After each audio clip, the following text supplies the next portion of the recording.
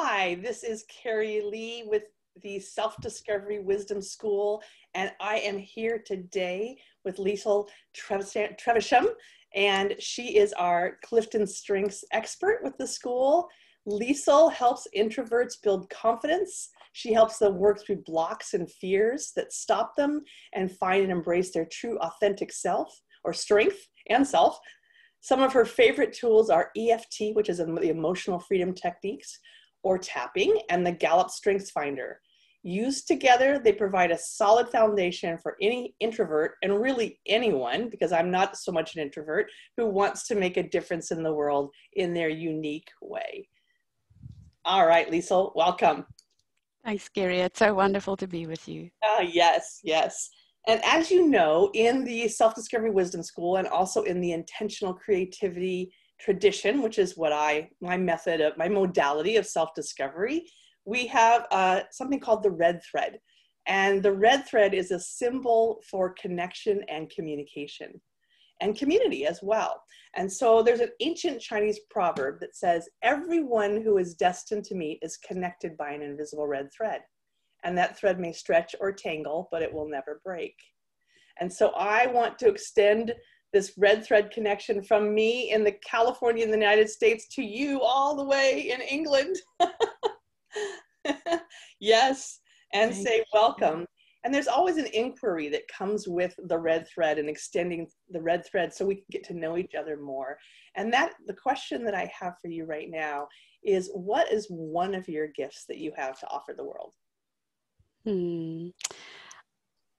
I think what I most bring to the world is a sense of empathy for whatever somebody is going through. So sort of empathy, safety, groundedness, just feeling calm and just, an okayness with whatever it is.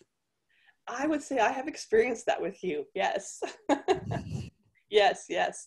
And as I mentioned, you are in England? That's right. London, yes. UK. In London. Okay. Wonderful. I love that. Here we are connected so easily. So tell me a little bit more about your specialty. You have two specialties, really. That's right. So my two tools, the one I learned first was EFT, emotional freedom techniques, or tapping. And that is a way that we can help ourselves to get calm about the things that stress us out. Because when we stress out, we can't think clearly, and therefore we can't take action. We can get stuck in overthinking and just like, what should I do? Indecision, not knowing what the next step should be. So EFT really helps us to get calm and grounded, and therefore able to make decisions and take next steps. It's used we can use it for self-help. We can use it with a practitioner in groups. It's just a magnificent way to help ourselves. Wonderful. I love that because you can do it by yourself as well. Yes, yes, exactly. Even children can learn it, Kerry. It's a simple little recipe, but it can have profound, and I'm sorry that I said the word little because it's not so little. It's just a simple recipe with profound results that actually an engineer came up with. So it has got some practical science things in there as well as some energetic background. So it's for me, it needs some grounding. It needs some, let's have our feet flat on the ground. Right. Okay, and then you've got the CliftonStrengths. CliftonStrengths is the other one that I added about 10 years after I learned EFT, because it's one that helps us to look at life through the lens of what's already right with us.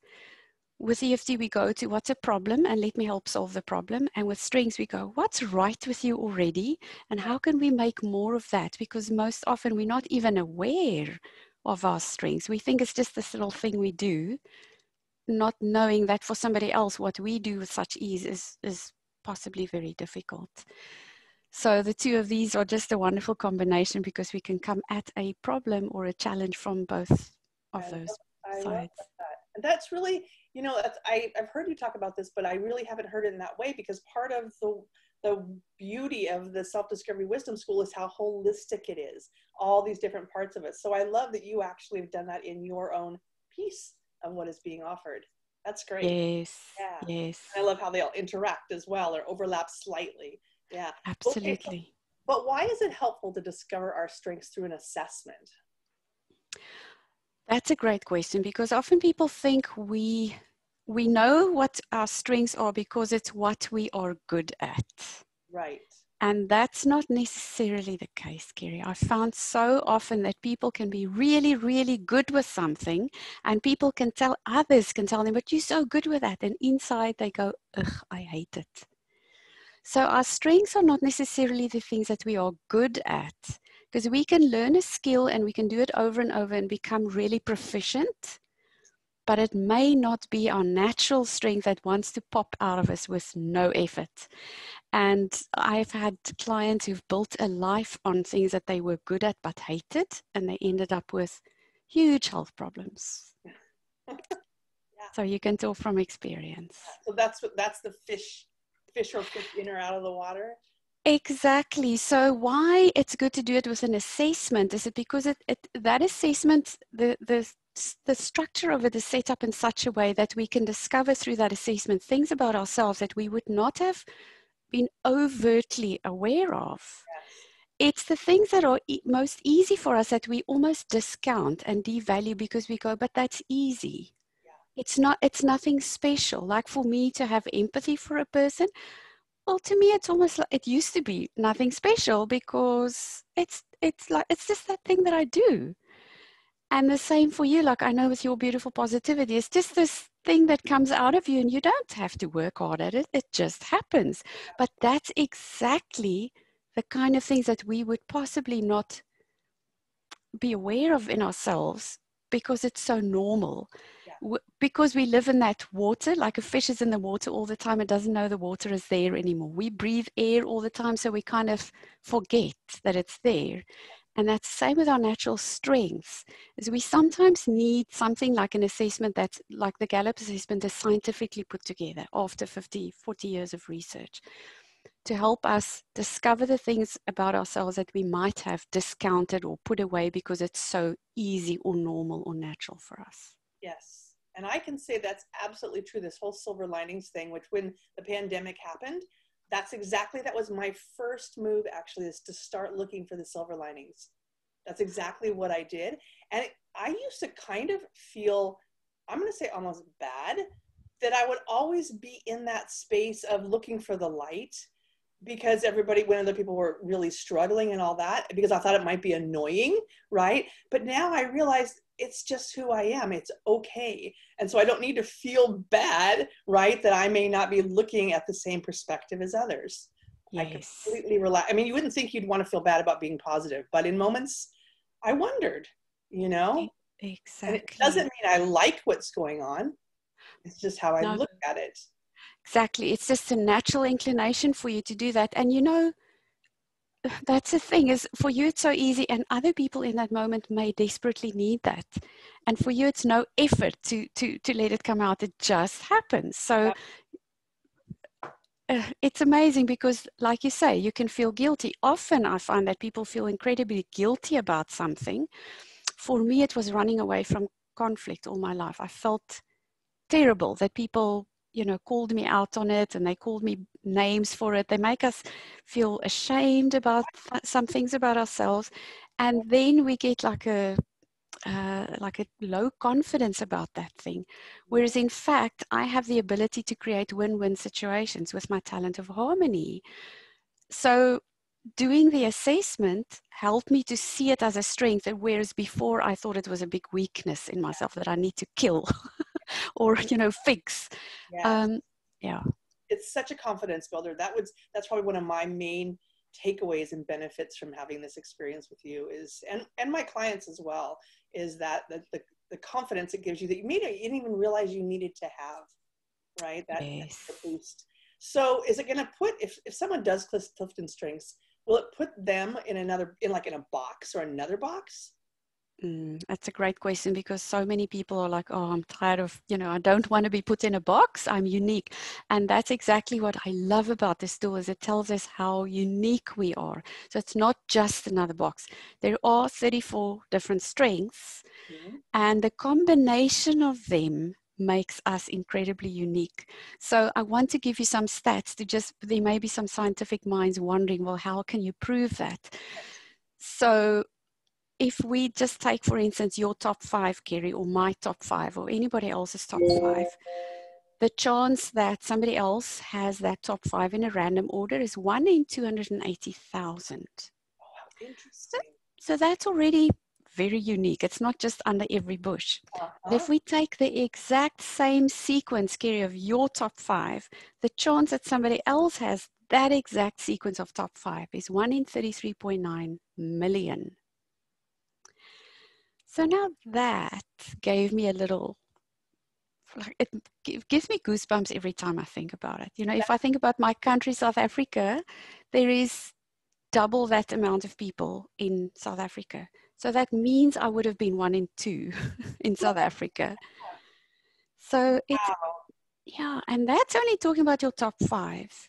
So we haven't included the rest of the 34 and that uniqueness. We haven't included your history, your background, your skills, your knowledge, your experience, your values, your goals. There can just be not ever another you on this planet. Absolutely. You know, this is so interesting too, because one of my strengths is connectedness and seeing the links between things.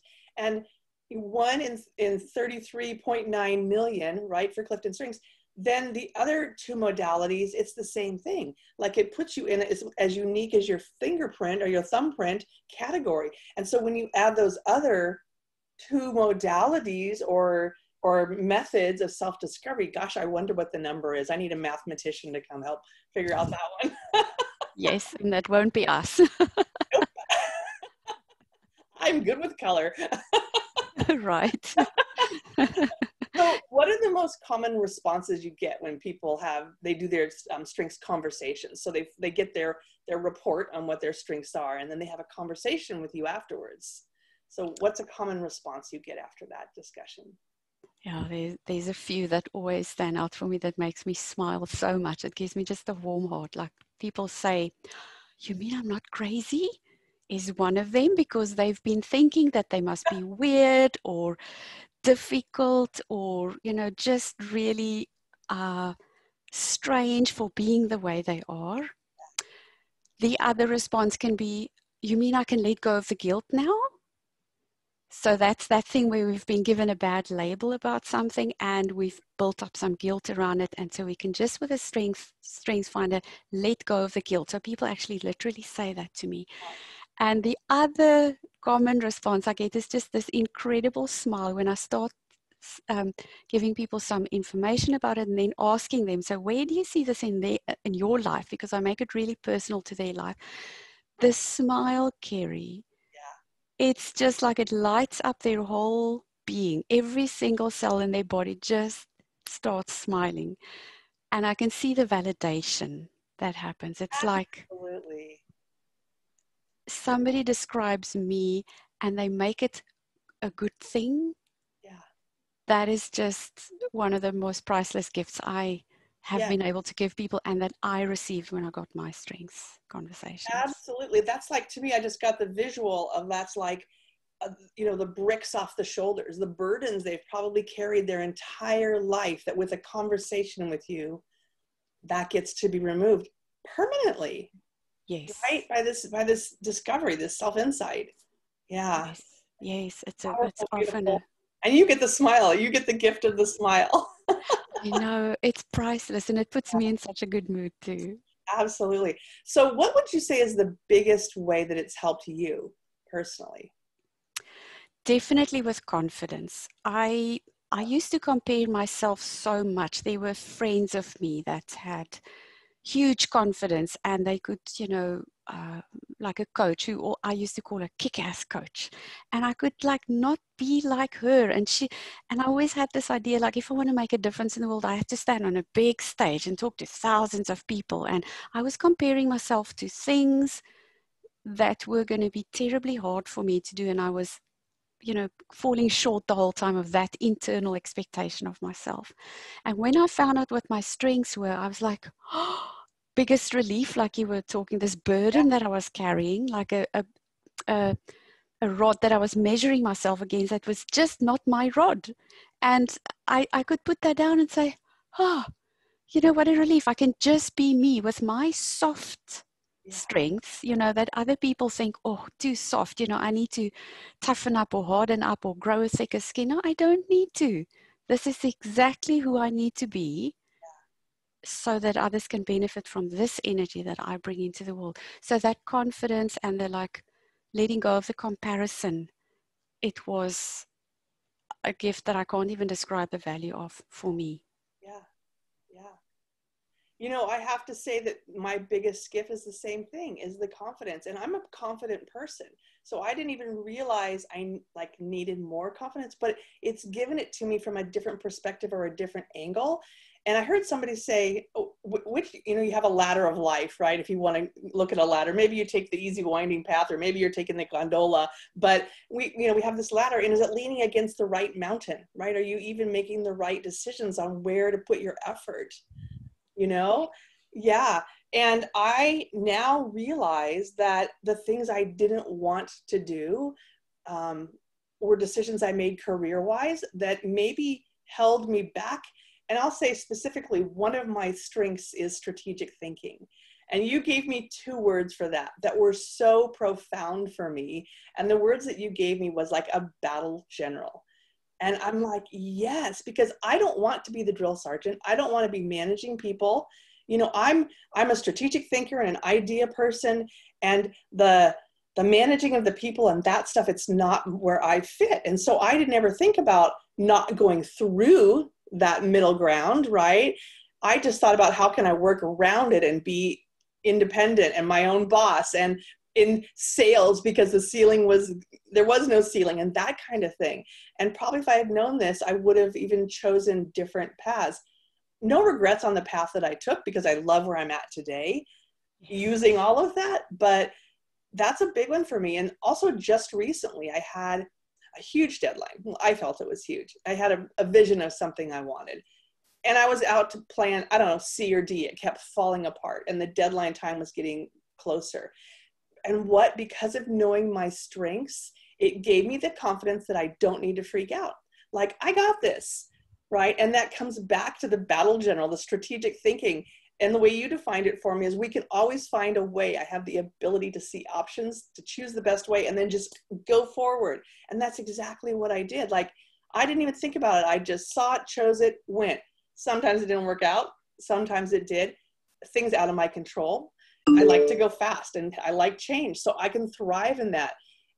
And, you know, I always say, I want the boat on the lazy river, and to let my fingers, and I don't get that very often. So my other challenge to that is to make sure I do that, right? For the balance and the stress relief. So that's good to be aware that that's not a natural state for me. Yeah. Yes. I used to say my muse loves to procrastinate, because those ideas often don't come until the 11th hour, right? Yes. And again, now I'm realizing I don't need to stress on it. They will come before it's time, and they always have, but now I'm even more confident and comfortable with it. So that's what I mean by confident, right? Yes. Yeah. And then my number Beautiful 4, descriptions. yeah, well, I'm living what you have taught me, you know. Number 4, one is adaptability. I respond to pressure in the moment. So that was just another one. And you said this to me, I stay as clear and calm as a lake, and I operate from that energy. And it was true. Like, I was really observing myself during this situation, and it's just like, all right, let's just paddle over here. Let's just paddle over here. So thank you for that gift of not having stress in that moment, and instead having confidence that I'll get through this with my positivity as well, you know? It's beautiful for me to hear it in action, Kerry, and how much you've taken it on board, and like you can see them everywhere you go now. I think that's one of the most amazing things is when we know them, now we can go, oh my word, they were there all along, but I wasn't able to see them. I didn't know that. And now we know we can count on them. They will never, ever, ever let us down. They will not. Yes. Well, I felt that these learnings that I got from you and from Clifton Strengths were so important that it was a major piece of this curriculum of the school. Like, thanks to you and my experience with you, that's part of the reason this is all happening. So it is to you for work. So on that note, I want to ask you, was there a defining moment when you decided to dive deeper, learn more, and then start guiding others? part of it was my journey with, let's say, difficult emotions, because in school, I ended up with depression. And I think part of the reason was my empathy talent was suppressed. I couldn't bring it forward in school years for various reasons. So I was suppressing a big talent that I had, a strength that wanted to work and it couldn't. So I ended up with depression. But of course, doctors those years just popped the, here's pills. Swallow these pills, you'll feel better. So I was on antidepressants for many years. And I just started thinking, I cannot live with all these side effects anymore. So part of the reason I started looking for tools to help myself with emotions was because of, I'm not doing this pill thing anymore. And as I started learning these methods to help my own emotions, I got like, this is something I would really love to do for other people too.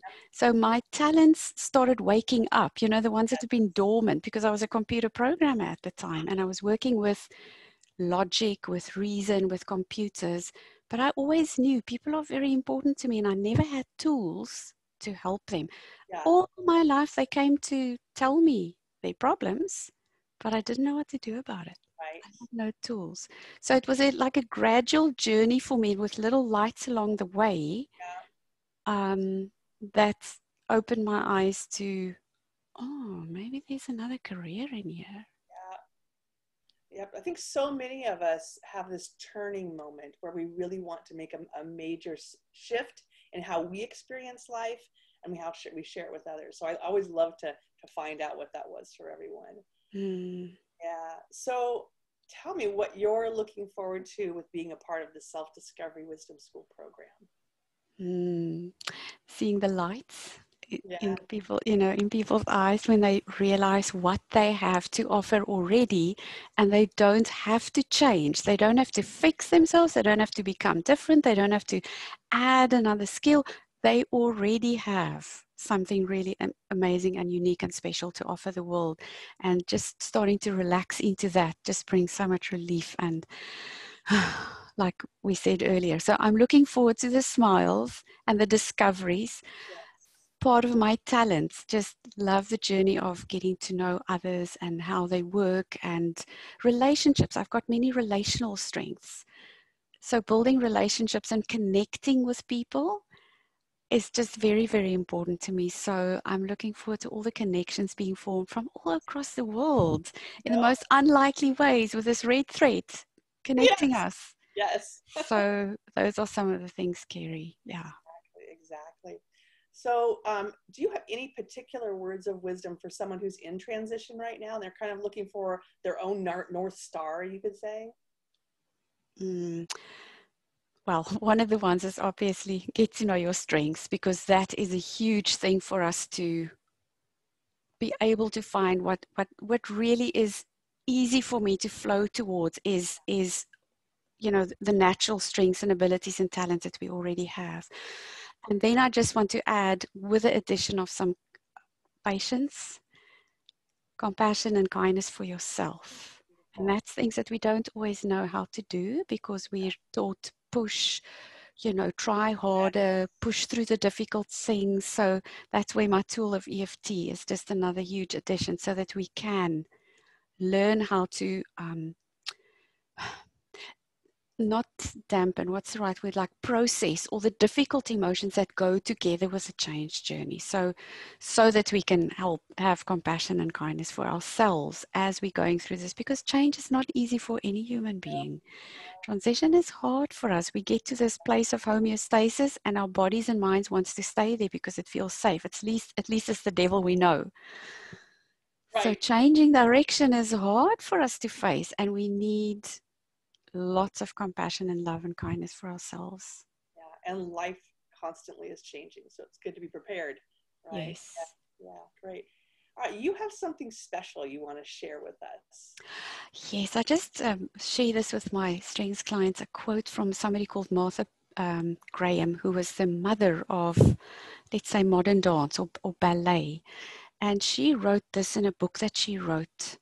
She said, "There is a vitality, a life force, a quickening that is translated through you into action.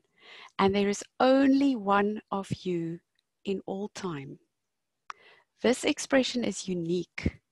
And if you block it, it will never exist through any other medium, and it will be lost. The world will not have it. Mm-hmm.